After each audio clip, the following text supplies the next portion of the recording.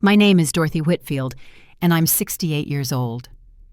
Last October, my daughter-in-law had security escort me from my own grandson's birthday party, calling me a pauper who didn't belong at her elegant Beverly Hills table. The entire room watched as two uniformed guards grabbed my arms while my 10-year-old grandson Tommy cried, begging them to stop. My son Michael stood frozen, his silence cutting deeper than Ellen's cruel words. What Ellen didn't know, what none of them knew, was that I owned the very company where she worked as marketing director, the company whose logo hung proudly in her mansion's foyer. For 5 years, I'd kept my identity secret, hoping my daughter-in-law would show me the respect I'd earned naturally, not through fear or obligation. But that night changed everything. Before I share how I transformed from the family embarrassment to the woman who taught Ellen the most important lesson of her life, please take a moment to like and subscribe. Let me take you back to that October evening when everything fell apart and began again. The October air in Beverly Hills carried the scent of jasmine as I walked up the marble steps to my son's mansion, clutching Tommy's birthday gift, a wooden train set I'd spent 3 months carving by hand. My arthritis had flared with each careful cut, but seeing my grandson's face light up would make every ache worthwhile, or so I thought. Ellen answered the door in a designer dress that probably cost more than most people's monthly mortgage. Her perfectly Botoxed face barely moved as she looked me up and down, her gaze lingering on my worn cardigan and comfortable shoes. "Dorothy," she said, not Mom, as I'd once hoped she'd call me. "You're early." "The invitation said 6 o'clock, I replied, checking my watch. It was 6:05. "Yes, well, the other guests aren't here yet." She stood blocking the doorway like a sentinel guarding a castle. Behind her, I could hear Tommy's laughter echoing through the grand foyer. "Grandma!" Tommy's voice rang out as he spotted me around Ellen's rigid form. He tried to run to me, but Ellen caught his shoulder. "Tommy, remember what we discussed about running in the house," she said, her manicured nails digging slightly into his small shoulder. When she finally, reluctantly, stepped aside to let me in, I handed Tommy his gift. His eyes widened with genuine joy, the kind money can't buy. "You made this? For me?" "Every piece," I said, kneeling despite my creaking knees to meet his eyes. "See, there's even a little conductor that looks like you." Ellen's laugh was sharp as breaking glass. "How quaint." "Tommy, put that in the playroom with the other toys. The professional photographer will be here soon, and we can't have handmade items cluttering the gift table." The word cluttering hung in the air like a slap. Tommy's face fell, but he obediently carried the train set away. I stood slowly, my knees protesting, and made my way to the dining room where other guests were beginning to arrive. Ellen's country club friends, Michael's law firm colleagues, all dressed like they'd stepped from a fashion magazine. I found myself relegated to the far end of the table, between the caterer's station and the kitchen door. Each time the staff passed, I had to shift my chair. Michael sat at the head of the table, Ellen beside him, neither acknowledging my presence. The conversation flowed around me like I was invisible. Discussions of European vacations, private school admissions, stock portfolios. Then came the moment that changed everything. Ellen clinked her champagne glass, standing to make a toast. "Thank you all for joining us to celebrate Tommy's 10th birthday. As you know, we believe in surrounding our son with only the finest influences, the best people who can guide him toward the exceptional future he deserves." Her eyes found mine across the table, which is why it pains me to see certain elements trying to pull him backward. Some people simply don't understand that charity has its limits. The room grew quiet. All eyes followed Ellen's gaze to me. "Security," Ellen called out, and 2 uniformed men appeared as if they'd been waiting. "Please escort this woman out. This is a private family gathering, and we can't have random elderly people wandering in expecting handouts." "Ellen," Michael finally spoke, but his voice was weak, uncertain. "That's my mother." "Your mother?" Ellen's voice dripped with false surprise. "Oh, Michael, I thought we agreed. Your mother chose her lifestyle, living in that tiny apartment, wearing thrift store clothes, refusing our charity, as she calls it. If she won't accept help to better herself, she certainly doesn't belong at our table. Get this pauper away from here before she embarrasses Tommy in front of his friends." The security guards moved toward me. Tommy jumped up, tears streaming. "No! That's my grandma! Stop!" But they were already at my chair, their hands on my arms, lifting me. The room spun, a kaleidoscope of shocked faces, clinking glasses frozen midair, my son's shameful silence. As they escorted me past the foyer, I saw it, the massive Whitfield Industries logo emblazoned on a crystal award in their display case. "Excellence in Marketing, Ellen Whitfield," the plaque read. If only she knew who signed her paychecks. Tomorrow, everything would change. The Uber driver kept glancing at me in the rearview mirror as I sat in his back seat, still shaking from the humiliation. "Ma'am, are you all right? Do you need me to call someone?" "No," I said quietly, watching the mansions of Beverly Hills fade into the modest neighborhoods of Culver City where my apartment waited. "I have all the calls I need to make." That night, I sat in my one-bedroom apartment, the same one Ellen mocked, and opened my laptop. The Whitfield Industries portal loaded with my credentials, CEO override access. Most people assumed Whitfield Industries was named after some long-dead founder. They didn't know it was me, Dorothy Whitfield, who started the company in my garage 40 years ago with nothing but a used computer and a vision for revolutionizing media distribution. The memories flooded back as I scrolled through quarterly reports. My late husband Paul and I working 18-hour days, eating ramen noodles to save every penny for the business. The first big contract that changed everything, going public. Paul's cancer diagnosis just as we hit our first billion in valuation. His final words, "Don't let the money change who you are. Stay humble, stay kind." I'd honored that promise. When Paul died 15 years ago, I stepped back from daily operations, maintaining my majority stake, 78%, but letting the board think I was just another passive investor. I lived simply, finding joy in small things, my garden, my books, my grandson's laughter. I'd watched Michael grow successful in law, proud that he'd made his own way without knowing the extent of his inheritance. When he married Ellen 7 years ago, I'd hoped she'd love him for himself. I kept my wealth hidden, wanting authentic relationships, not fortune hunters. For 5 years, I'd endured her condescension, her little cruelties, believing that eventually she'd see me as family. But tonight's email changed everything. It was from Martha Coleman, a name I didn't immediately recognize until I read further. She was a 62-year-old accounts manager at Whitfield Industries, and her message had been forwarded through several back channels before reaching my private inbox. "Dear Mrs. Whitfield," it began. "I know you probably won't see this, but I had to try. After 30 years with the company, I was terminated today by Ellen Whitfield, the new marketing director. Her reason? She said I was aging out of the company's dynamic new image. I have 3 months left before my husband qualifies for his cancer treatment insurance. Without this job, he'll die. I'm not the only one. She has a list.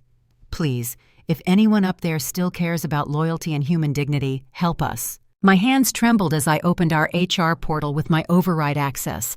There it was, hidden in Ellen's personal files, Project Fresh Face. A systematic plan to eliminate every employee over 50 from her department. 17 names had already been crossed off. 43 more waited their turn. I called James, my personal assistant, who'd been with me since the early days. He was one of 3 people who knew my true position. "James," I said when he answered on the first ring, despite it being past midnight, "I need you to compile everything on Ellen Whitfield's employment record, every email, every HR complaint, every financial transaction." "Of course, Mrs. Whitfield. May I ask?" "She called security to remove me from Tommy's birthday party tonight. Called me a pauper." James's sharp intake of breath said everything. "I'll have everything ready by morning. Will you be coming to the office?" "Yes, but first, set up a meeting with Martha Coleman. Tell her a benefactor wants to help. And James, pull my old CEO suit from storage, the navy one." "The one from the Fortune 500 photo shoot?" "That's the one. It's time Ellen learned who really owns the table she thinks she's too good to share." I hung up and looked at the photo on my nightstand. Paul and me in front of our first real office, the Whitfield Industries sign gleaming behind us. "I tried to stay humble, Paul," I whispered, "but sometimes protecting the humble requires showing your strength." My phone buzzed with a text from Tommy, sent from his iPad. "Grandma, I love my train. Mom doesn't know I kept it. You're not poor, you're rich in love." Tomorrow, his mother would learn just how rich I really was. The next morning, I met Martha Coleman at a small cafe in Torrance, far from Whitfield Industries' gleaming downtown towers. She looked exactly like her employee photo, silver-haired, kind eyes behind wire-rimmed glasses, but those eyes were red from crying. "Thank you for meeting me," she said, clutching her coffee cup like a lifeline. "I don't know who you are, but James said you could help." "Tell me everything," I said, sliding an envelope across the table. Inside was a check for $10,000. "This is to cover your immediate needs while we sort this out." Martha's hands shook as she saw the amount. "I can't. Who are you?" "Someone who cares about Whitfield Industries employees. Now, tell me about Ellen's list." The story that unfolded made my blood run cold.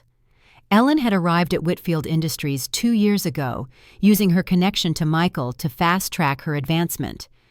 Within 6 months, she'd been promoted to marketing director, and that's when the purge began. She called it optimizing human capital, Martha explained, pulling out a folder she'd secretly copied. First, it was Betty from accounting, 60 years old with the company for 25 years. Ellen said she was too slow to adapt to new software, but Betty had trained half the department on that same software.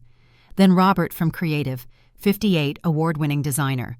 Ellen claimed his ideas were dated, but she used his concepts for 3 major campaigns after firing him. The list went on.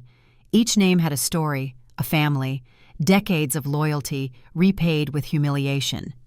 But what made me angrier was the pattern. Ellen specifically targeted older employees who couldn't afford lawyers, who needed their health insurance, who would leave quietly rather than risk their meager severance. "She held a meeting last month," Martha continued, her voice dropping to a whisper. "Called it Fresh Face Friday. She said the company's image was being dragged down by, and I quote, elderly baggage that should have retired to Florida by now." I thought of my own employees from the early days, many now in their 60s and 70s, still working because they loved the company we'd built together. "Did anyone report this to HR?" Martha laughed bitterly. "Ellen is HR now, essentially. She convinced the board that marketing and human resources should be synergized. She has hiring and firing power over almost everyone below C-suite." "Almost everyone," I repeated, a plan forming in my mind. "There's more," Martha said, sliding another document across. "She's been siphoning funds from the employee pension investment account. Small amounts, but consistent. She marks them as marketing research expenses, but they go to a consulting firm owned by her maiden name, Harrison Consulting." I studied the papers, my 40 years of business experience immediately recognizing the embezzlement pattern. "How much total?"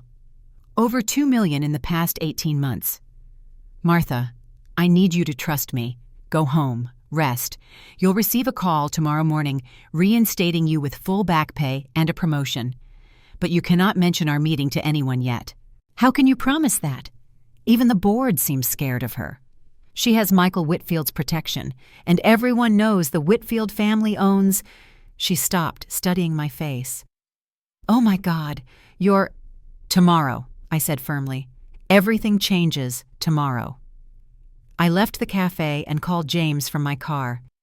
"Schedule an emergency board meeting for tomorrow at 9 a.m. Use my override authority. Subject line, urgent financial irregularities and HR crisis." "Yes, ma'am. Will you be revealing yourself?" "It's time, James. Also, contact my lawyer, not Michael's firm, obviously. Have them prepare a cease and desist for Harrison Consulting and freeze those accounts." "Consider it done." "And Mrs. Whitfield? I took the liberty of having security prepare for your arrival. They've been instructed to give you the full CEO entrance." "No," I said, thinking of Tommy's tear-stained face. "I'll enter through the main lobby like any other visitor. Let Ellen see me coming. Let her think she has the upper hand." That night, I stood before my mirror, trying on the navy suit James had delivered. It still fit perfectly, though the woman wearing it had changed. I was no longer the eager entrepreneur or the grieving widow. I was a grandmother who'd been pushed too far, a protector of those who couldn't protect themselves. Ellen thought she'd expelled a pauper from her table. Tomorrow, she'd learn she'd banished a queen from her own kingdom. The Whitfield Industries Tower pierced the Los Angeles morning sky like a glass and steel monument to ambition.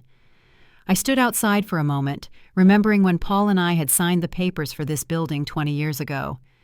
Now my daughter-in-law strutted through these halls like she owned them. Time to remind her who actually did. The lobby security guard, Marcus, did a double take as I approached. He'd been with us for 15 years, one of the few who knew my face from the old company newsletters. His eyes widened as he took in my navy suit, my purposeful stride. "Mrs. Whitfield?" he whispered. "Is it really?" "Good morning, Marcus. I'm here for the 9 o'clock board meeting." His face split into a grin as he quickly printed my executive access badge. "Welcome back, ma'am. We've missed you." The elevator ride to the 40th floor felt both endless and too quick. When the doors opened to the executive level, I could hear Ellen's voice carrying from the boardroom. Absolutely essential that we continue the restructuring. The aging workforce is a liability to our brand image. I've prepared a presentation showing how replacing senior employees with fresh graduates could save us millions while rejuvenating our corporate culture. I stood outside the glass doors, watching her command the room. The board members, most of whom I'd personally recruited, sat listening with uncomfortable expressions.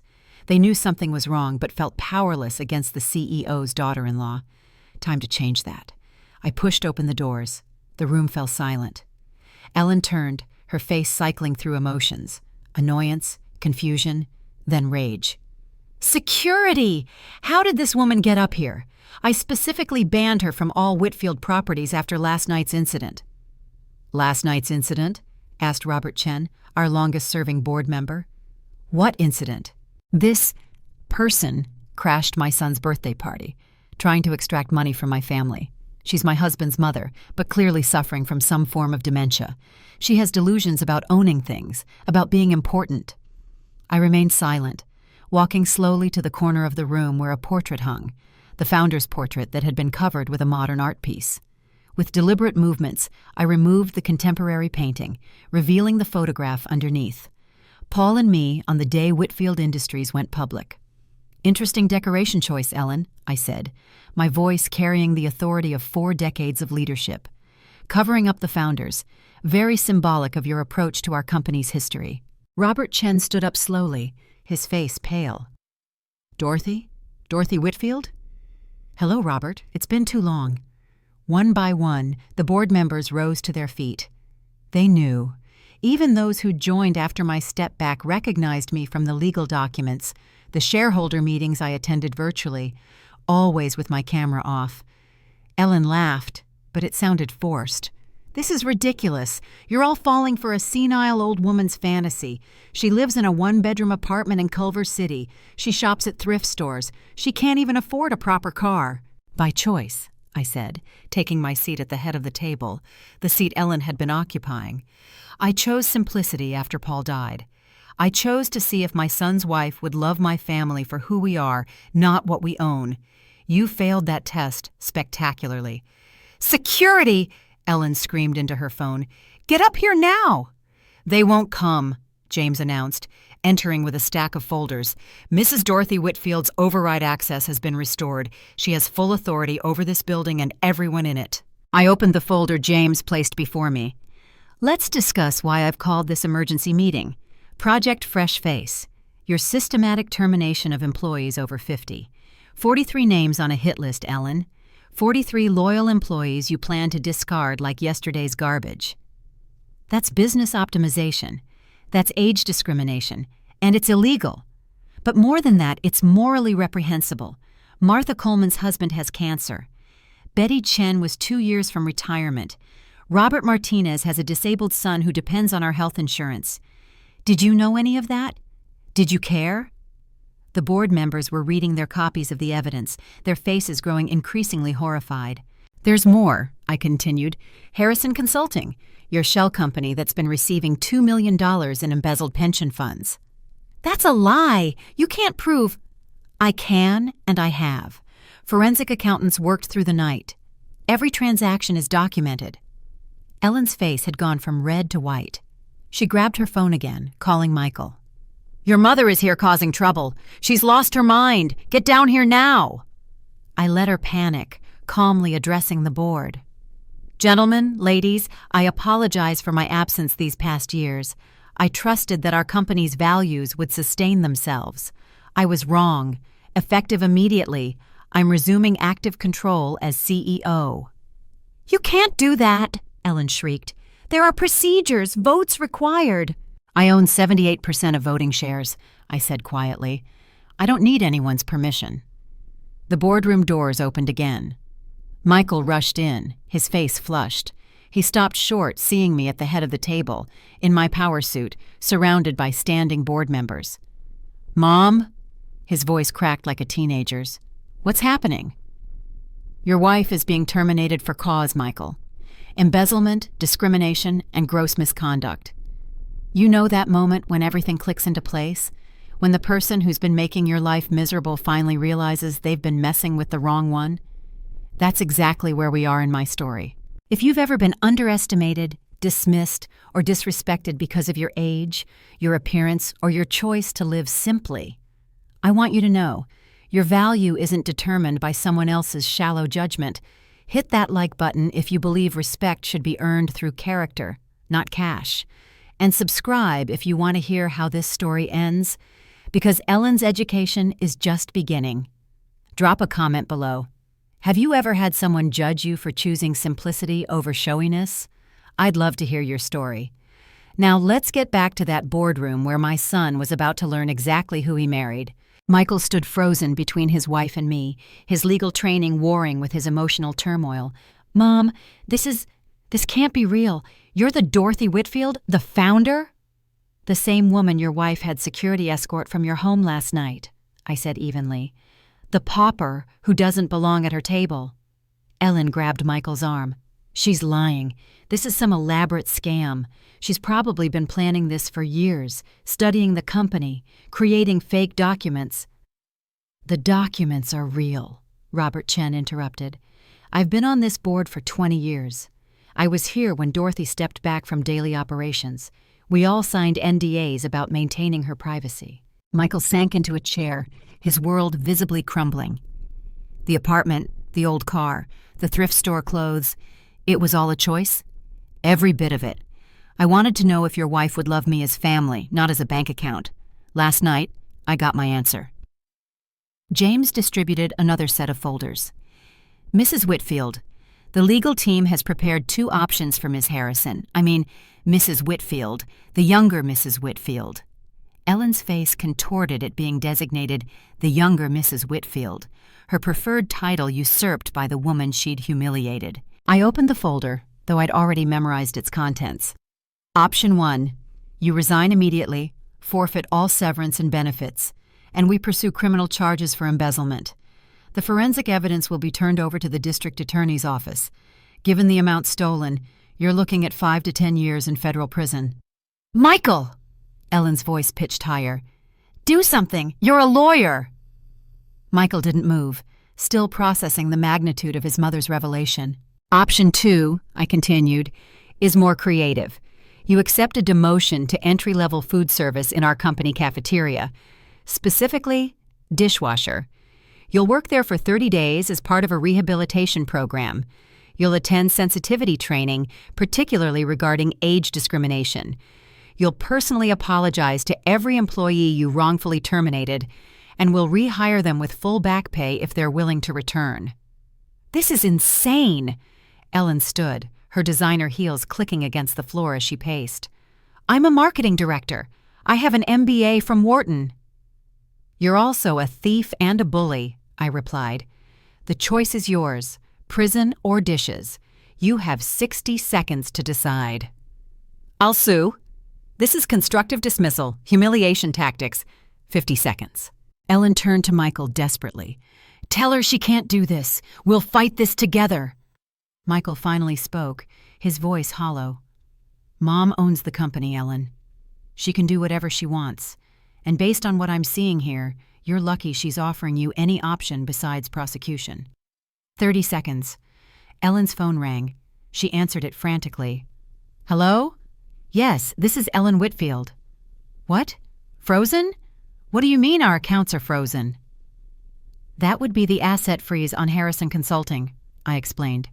The $2 million you stole is being recovered as we speak. 20 seconds. Fine, Ellen screamed. Fine! I'll wash your stupid dishes. But this isn't over. When Michael hears about this... I'm right here, Michael said quietly. And I'm hearing everything. I stood, gathering my composure. Excellent. You start tomorrow morning at 6 a.m. Report to Martha Coleman. Yes, the woman you fired yesterday. She'll be your supervisor. You'll earn minimum wage, no benefits beyond the legal requirements. Any absence, any insubordination, any hint of your old behavior, and option 1 immediately goes into effect. This is degrading. More degrading than being called a pauper and forcibly removed from your grandson's birthday party? More degrading than Betty Chen crying in the parking lot after 25 years of service? More degrading than Robert Martinez having to explain to his disabled son why Daddy lost the insurance that pays for his wheelchairs? Ellen had no answer. I turned to the board. I'll be conducting a full audit of all departments. Anyone else running discriminatory schemes will face similar consequences. Whitfield Industries was built on respect for hard work, regardless of age, race, or background. We're returning to those values immediately. What about me? Michael asked, his voice small. Did you know about Ellen's activities? That's what I intend to find out, I said, my heart breaking at the possibility. James will be reviewing all electronic communications. If you knew and did nothing, you'll face your own consequences. I didn't know, he whispered. God, Mom, I didn't know any of it. Not about the company, not about Ellen's schemes, not about who you really are. Ellen laughed bitterly. Of course you didn't know. You're as blind as your mother pretended to be, both of you living in fantasy worlds, her pretending to be poor, you pretending our marriage was perfect. What's that supposed to mean? Michael demanded. Ask your investigator, Ellen spat, the one you hired last week to follow me. The room went silent again. Michael's face flushed deep red. I looked between them, realizing there were more secrets in this family than even I had uncovered. We'll discuss this privately, Michael. For now, Ellen, you're dismissed. Report to HR for your new assignment paperwork. The next morning, I arrived at the Whitfield Industries cafeteria at 5:45 a.m., 15 minutes before Ellen's shift. Martha Coleman was already there, wearing a supervisor's badge and a smile of poetic justice. She's in the changing room, Martha informed me. Took her 20 minutes to figure out how to put on a hairnet. Through the kitchen's porthole window, I watched Ellen emerge in the required uniform, a far cry from her usual designer outfits. The industrial apron hung awkwardly on her frame, and her face was bare of its usual perfect makeup, as per food service regulations. This is harassment, Ellen muttered, seeing me. Clear workplace harassment. This is honest work, I corrected. The same work done by millions of Americans every day. The people you considered beneath you. The kitchen staff had gathered, mostly older employees who'd survived Ellen's purges by being in departments she hadn't yet reached. Rosa, 63, who'd been with the company for 15 years. Ahmad, 59, whose daughter Ellen had refused to hire because he'd asked for family medical leave. Chen, 70, who ran the kitchen with military precision despite Ellen's previous attempts to force his retirement. Everyone, Martha announced, this is Ellen. She'll be washing dishes for the next 30 days. Please train her as you would any new employee. But thoroughly, Chen added with a slight smile. We run a tight ship here. Ellen's first task was the breakfast rush dishes. Within minutes, she was overwhelmed. The industrial dishwasher was nothing like her home's smart appliance. The water was scalding, the pace relentless, and the dishes never stopped coming. You're holding up the line, Rosa said, not unkindly, but firmly. Stack them properly, or they won't fit in the machine. I don't need instructions from... Ellen bit off her words, remembering the terms of her agreement. From what? Ahmad asked quietly. From someone old enough to be your mother? Someone who's been doing this job since before you got your MBA? By noon, Ellen's hands were red and raw despite the gloves. Her feet ached from standing on the concrete floor. Her back screamed from bending over the sink. I watched her struggle, waiting for the moment of breakthrough, but saw only resentment. Then Tommy appeared. My grandson stood in the cafeteria doorway, his private school uniform impeccable, his face confused. "Mom?" Ellen froze, soap suds dripping from her gloves. "Tommy, what are you doing here? Dad brought me for lunch. He said you work here now." His young face tried to process the scene. "Are you washing dishes?" "It's temporary, sweetheart. Just a misunderstanding with Grandma." I stepped forward. "No misunderstanding, Tommy. Your mother is learning the value of every job in this company. The people who wash dishes are just as important as the people in corner offices." Tommy looked between us, then surprised everyone with his next words. "Like Maria at home? Mom always says Maria is lucky to have a job cleaning our house. But Maria told me she has a college degree from El Salvador. She cleans houses because Mom wouldn't hire her at the company. Said she was too old, and her English wasn't perfect enough." Ellen's face drained of color. Even her son had witnessed her cruelty. "Tommy," she started, but Chen interrupted. "Young man, would you like to see how we make the chocolate chip cookies, fresh batch just coming out?" As Chen led Tommy away, Ellen turned on me. "You planned this. You turned my son against me." "Your son has eyes and ears," I replied. "Children see more than we think. They absorb our values through our actions, not our words." The afternoon brought a new challenge. A group of executives came for lunch, including 3 Ellen had promoted and several she'd tried to fire. They all saw her in the dish pit. Some smirked, others looked uncomfortable, but one, Jennifer, whom Ellen had promoted despite being 55, stopped at the service window. "Ellen," Jennifer said quietly, "I'm sorry it came to this, but you need to know.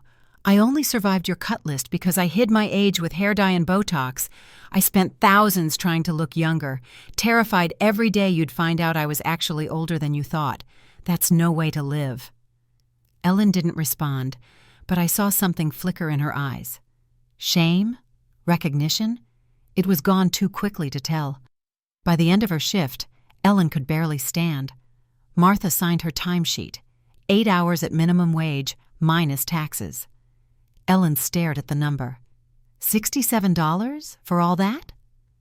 "Welcome to the real world," Rosa said, passing by with her own timesheet. "I support 3 grandkids on this salary plus my Social Security. Still think we're not worth keeping around."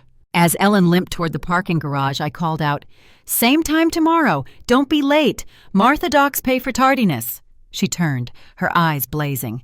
"Michael won't stand for this much longer." "Michael," I said calmly, "has his own revelations to process. I wouldn't count on his support if I were you." That evening, Michael came to my apartment, the same one Ellen had mocked. He stood in my doorway like a lost child, holding a manila folder thick with papers. "May I come in?" I stepped aside, noting how he took in the space with new eyes. The simple furniture, the photos of Paul, the wooden toys I'd been making for Tommy scattered on my work table. "You've been here before," I said. "Nothing's changed." "Everything's changed." He slumped onto my worn sofa, the one Ellen had repeatedly offered to replace. "The investigator I hired, I got his full report today." "The one Ellen mentioned?" Michael nodded, opening the folder with trembling hands. "I hired him 3 weeks ago. Started noticing discrepancies. Charges on credit cards for hotels during her supposed business trips, but the company records showed she was working from home those days. Expensive gifts purchased but never appearing at home." He spread the photos across my coffee table. Ellen at restaurants with a man I didn't recognize. Ellen entering a luxury condo in Marina del Rey. Ellen at a jewelry store, trying on wedding rings while her own wedding ring was notably absent. "She's been having an affair for 2 years, Michael said hollowly. "With Richard Brennan, the CEO of our biggest competitor. The condo is in both their names. The investigator found shell company documents. She was planning to divorce me after securing enough Whitfield Industries intel to take to Brennan's company." I sat beside my son, my heart breaking for him. "I'm so sorry, Michael." But that's not the worst part. He pulled out more documents. "She's been systematically transferring our personal assets to offshore accounts. The house, our investments, even Tommy's college fund. She's been slowly moving everything into accounts I can't access. If she'd succeeded in getting me to sign the papers she kept presenting as tax documents, I'd have been left with nothing." "How long have you suspected?" 6 months, but I kept hoping I was wrong. I loved her, Mom. Or I thought I did. Maybe I loved who I thought she was." He looked at me with tears in his eyes. "How did I not see it? How did you see it when I couldn't?" "Love blinds us sometimes," I said gently. "And Ellen is very good at showing people what they want to see. She showed you the perfect wife, the ambitious partner. She showed the board a dynamic leader. She showed me contempt because she thought I had nothing to offer." Michael picked up one of Tommy's wooden trains from the table. "She threw the one you made him in the trash. I retrieved it. He keeps it hidden in his room, takes it out when she's not home." Tommy's a smart boy. He sees more than Ellen realizes. "The investigator uncovered something else," Michael continued, pulling out another document. "Ellen never went to Wharton. Her MBA is from an online diploma mill. She forged her credentials when she applied to Whitfield Industries. Every achievement on her resume, fabricated or stolen from colleagues at her previous jobs." The pieces were falling into place. Ellen wasn't just cruel. She was a complete fraud. "There's more about the employees she fired," Michael added. "She kept dossiers on them, looking for weaknesses. Martha's husband's cancer, Betty's mortgage troubles, Robert's son's medical needs. She specifically targeted people who couldn't afford to fight back." "We'll make it right," I promised. "Every single one of them will be offered their jobs back with full compensation." Michael stood pacing to the window. "I need to tell you something else. The night of Tommy's party, after security removed you, I was relieved." He turned to face me, shame etched on his features. "For just a moment, I was relieved because it meant I didn't have to stand up to Ellen. I've been a coward, Mom. I let her treat you terribly because it was easier than fighting with her." "You were trying to keep your family together." "What family?" He laughed bitterly. "A wife who despises my mother, lies about everything, and is stealing from us? A marriage built on fraud? The only real family I have is you and Tommy, and I almost lost you both because I was too weak to see the truth." His phone buzzed. Ellen, texting frantically. "Your mother is insane! I'm being forced to wash dishes. Come pick me up now!" Michael showed me the message. "What should I do? What do you want to do?" He typed slowly. "You made your choice. Live with the consequences. I'm filing for divorce tomorrow." The response was immediate. Dozens of texts, escalating from pleading to threatening. Michael blocked her number. "I've already called my lawyer, not from the firm, someone independent. With the investigator's evidence and what you've uncovered about the embezzlement, she won't get Tommy. She won't get anything except possibly jail time." "Are you sure?" I asked. "Divorce is never easy, even when it's necessary." "I'm sure." He pulled me into a hug, the first real embrace we'd shared in years. "I'm sorry, Mom, for everything.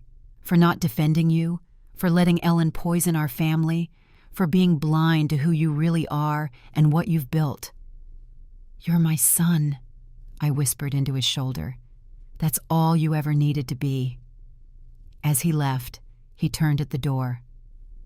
"Tomorrow, I'm going to the office. I want to see her wash those dishes. Is that terrible?" "It's human," I replied. "Just remember, this isn't about revenge. It's about justice and rehabilitation." But I knew, watching my son's straightened shoulders as he walked away, that justice sometimes felt exactly like revenge.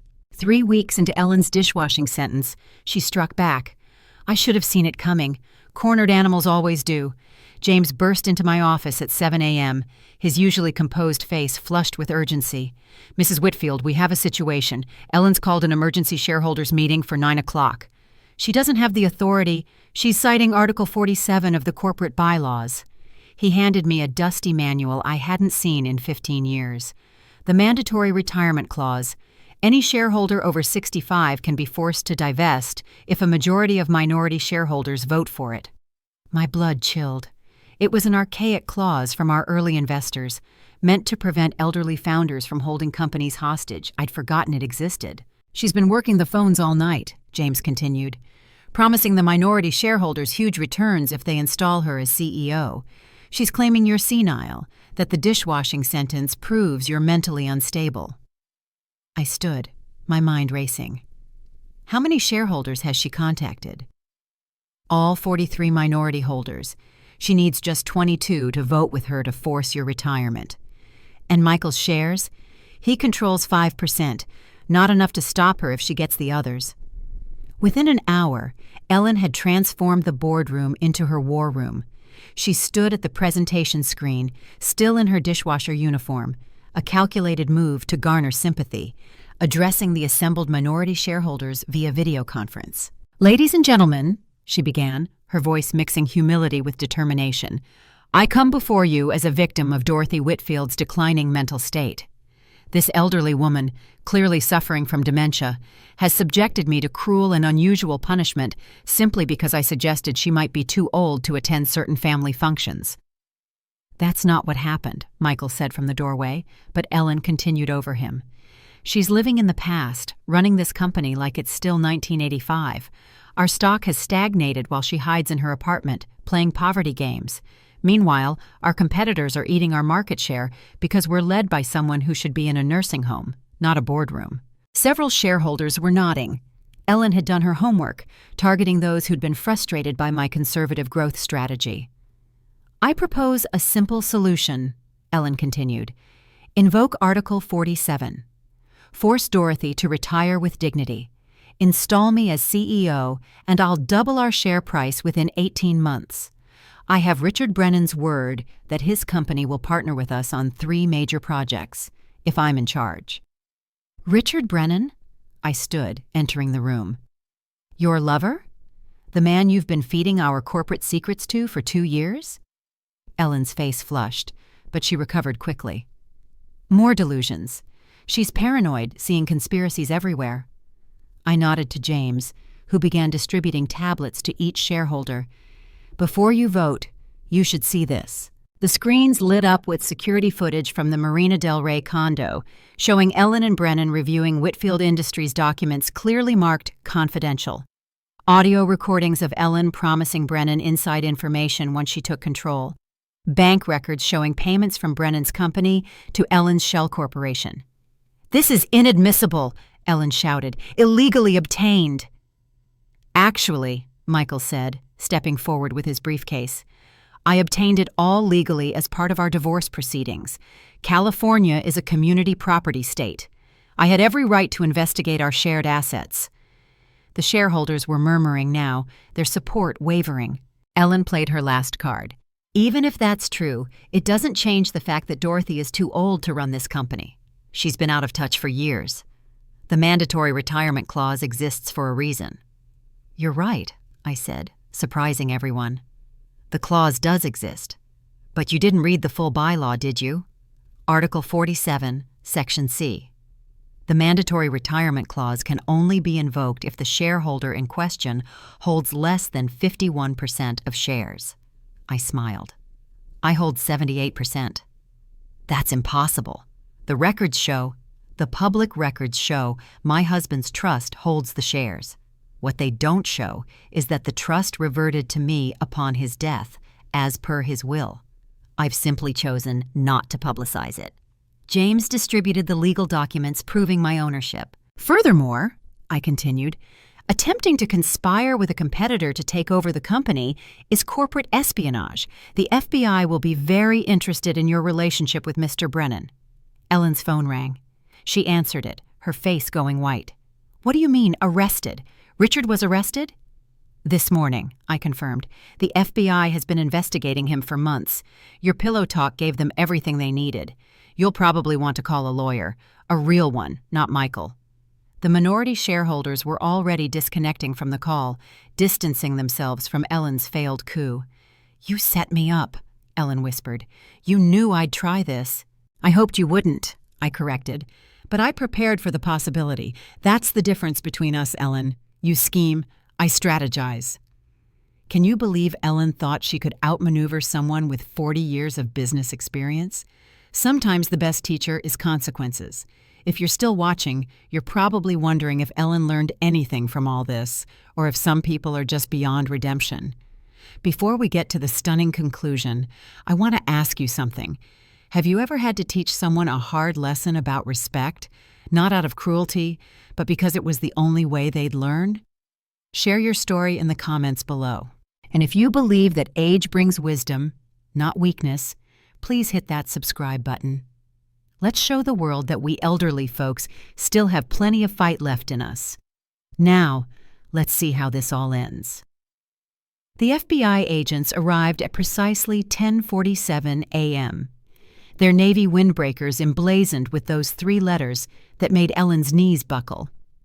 I watched from my office window as they entered the boardroom where she still stood, frozen beside her failed presentation. "Ellen Harrison Whitfield?" The lead agent's voice carried through the intercom James had thoughtfully left on. "You're under arrest for corporate espionage, embezzlement, and conspiracy to commit fraud." "Wait!" Ellen's voice cracked. "I want to make a deal. I have information." "Save it for your lawyer," the agent replied, producing handcuffs. But I raised my hand, pressing the intercom button. "Agent Martinez, may I have a word?"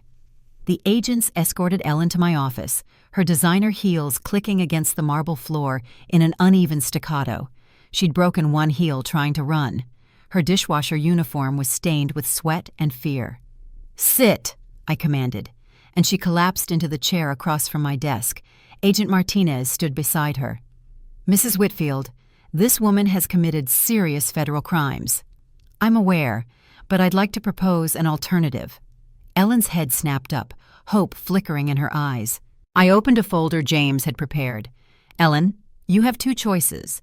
Option 1, federal prosecution. With the evidence we have, you're looking at 15 to 20 years. Tommy will be 30 before you're released."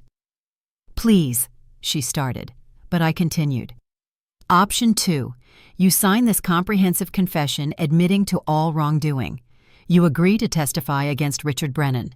You forfeit all claims to Whitfield Industries assets, all marital assets except your personal clothing and jewelry purchased before marriage. You agree to supervise probation for 5 years and 2,000 hours of community service specifically serving elderly populations in assisted living facilities." That's everything. I'll have nothing. You'll have your freedom, and more importantly, you'll have the chance to see your son grow up, albeit with supervised visitation. Agent Martinez reviewed the documents. "This is acceptable to the Bureau if Mrs. Whitfield presses full charges on the embezzlement." "There's one more condition," I added. "You complete your 30 days in the dishwasher position. 7 more days, Ellen, minimum wage, full shifts. Martha Coleman remains your supervisor." "After everything? You still want me washing dishes?" "I want you to understand that every job has dignity, that every person deserves respect. 7 more days to learn what you should have known all along." Ellen looked at the federal agents, then at the confession. Her hand shook as she signed every page. "Why?" she asked as Agent Martinez witnessed the signatures. "Why give me any option at all?" "Because of Tommy," I said simply. "He doesn't deserve to lose his mother completely, even a flawed one. And because I believe even you can change, Ellen. Not everyone does, but the possibility exists." Michael appeared in the doorway, divorce papers in hand. Ellen signed those too, without argument. She'd lost everything in her grab for power. As the agents prepared to leave with Ellen for processing, I called out, "Ellen?" She turned, tears streaming down her face. The first genuine emotion I'd seen from her in 5 years. "The train set I made Tommy. He loves it. Not because it's expensive or impressive, but because it was made with love. That's what you never understood. The real value of things isn't in their price tags." "I know that now," she whispered. "Too late, but I know." After she left, Michael and I stood at the window, watching the FBI sedan disappear into Los Angeles traffic. You could have destroyed her completely, he said. Destruction is easy. Redemption is hard. She has a chance now, a small one, to become someone Tommy doesn't have to be ashamed of. James entered with a stack of contracts. The rehiring paperwork for all wrongfully terminated employees. Martha Coleman has agreed to become Director of Human Resources. She wants to implement a new policy protecting workers over 50. Approved. I signed quickly. What about the others? 17 have agreed to return.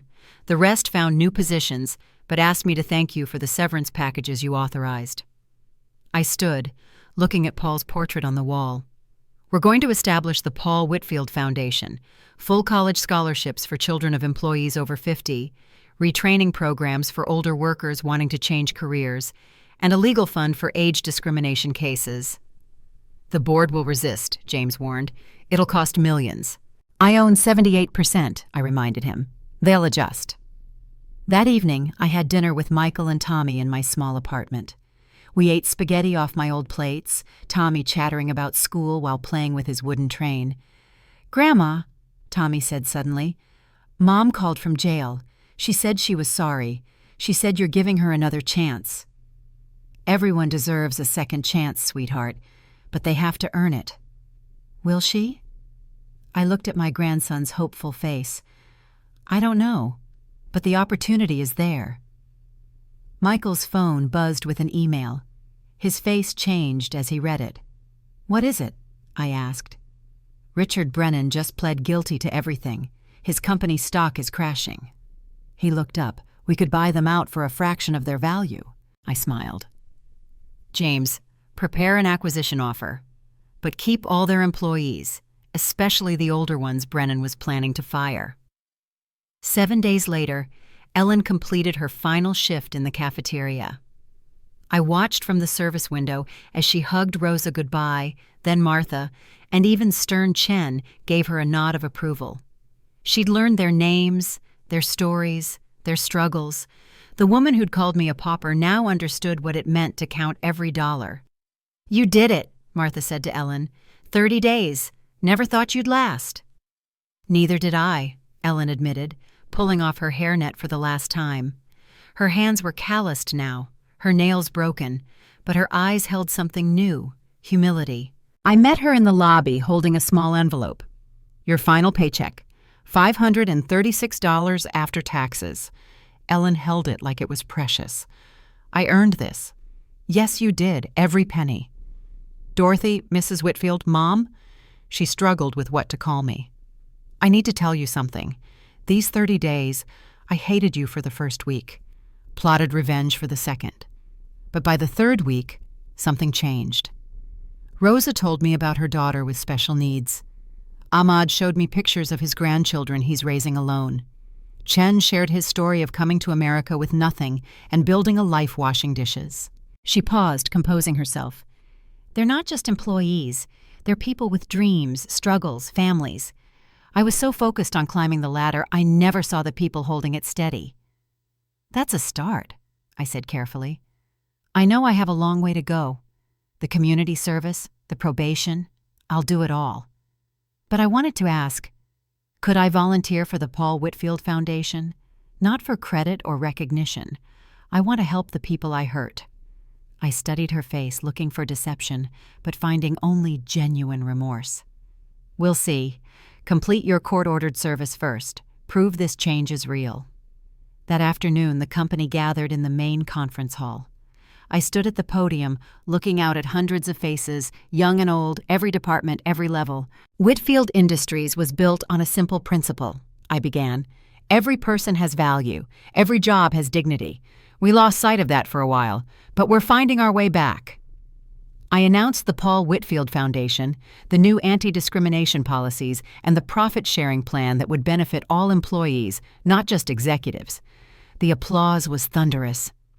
"I also want to recognize someone special," I continued.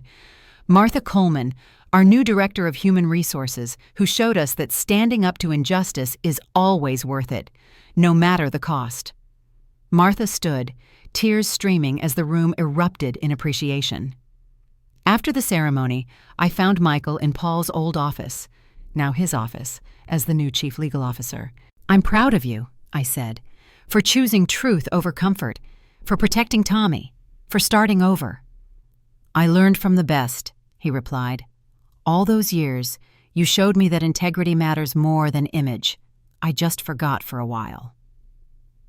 6 months later, at Tommy's 11th birthday, our family looked different. Ellen attended on supervised visitation, wearing simple clothes from Target. She'd gained weight from cafeteria food, lost her Botox smoothness, but gained something more valuable: authenticity. She brought Tommy a gift, a birdhouse she'd made in her community service woodworking class at the senior center. "Your grandma inspired me," she told him. "Handmade gifts mean more." Tommy hugged her carefully, still rebuilding trust. "Thanks, Mom. Grandma's teaching me to make trains. Maybe you could learn too?"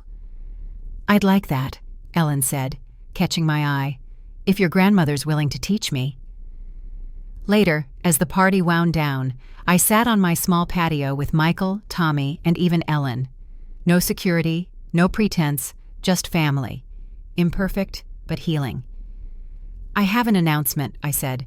"I'm stepping down as CEO next year. Michael, I want you to take over." "Mom, I'm not ready." "You are. You've learned the hard way that leadership isn't about power. It's about responsibility. The company needs someone who understands that." "What will you do?" Tommy asked, concerned. "I'll run the foundation and make more trains with you. And maybe," I looked at Ellen, "teach others that it's never too late to change." Ellen nodded, understanding the gift I was offering. Not forgiveness, not yet, but the possibility of earning it. As the sun set over Los Angeles, painting the sky in shades of redemption, I thought of Paul. We'd built something larger than a company. We'd built a legacy of second chances. "Money isn't the measure of a person," I said, the moral punchline Paul would have loved. "Kindness is the only currency that matters." And for the first time in 5 years, we were all rich. The small diner in Koreatown wasn't where I expected to find Ellen, but Martha's text had been specific. "You need to see this." I pushed through the glass door, the bell chiming softly, and found Ellen behind the counter, refilling coffee for an elderly Korean man who was teaching her phrases in his language.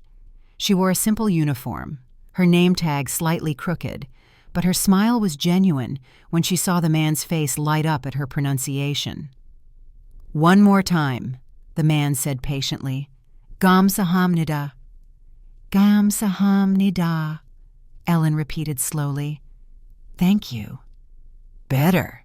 You learn fast for someone your age," he teased, and Ellen actually laughed. Not her old crystalline society laugh, but something real and warm. She spotted me and froze for a moment, then gestured to an empty booth. "My break's in 5 minutes, if you can wait." I sat, watching her work. She moved efficiently, knew every customer's preference, chatted easily with the cook in broken Spanish she was learning. This wasn't court-ordered. Her mandatory service was at the senior center. This was her choice. "I needed a job," she explained when she joined me, bringing 2 cups of tea. "The owner, Mrs. Park, gave me a chance when no one else would, criminal record and all." "How's Tommy handling it?" "He's proud of me," she said softly. "For the first time in his life, he's genuinely proud. He brought his friends here last week, told them his mom makes the best pie in L.A. It's not true, Mrs. Park makes the pies, but he wanted to show me off." She pulled out a worn notebook. "I've been keeping track. Every person I wrongfully terminated. I've written apology letters to all of them. Some responded, some didn't. Betty Chen actually came here for lunch last week. We talked for 2 hours." "What about the divorce?" "Final last month.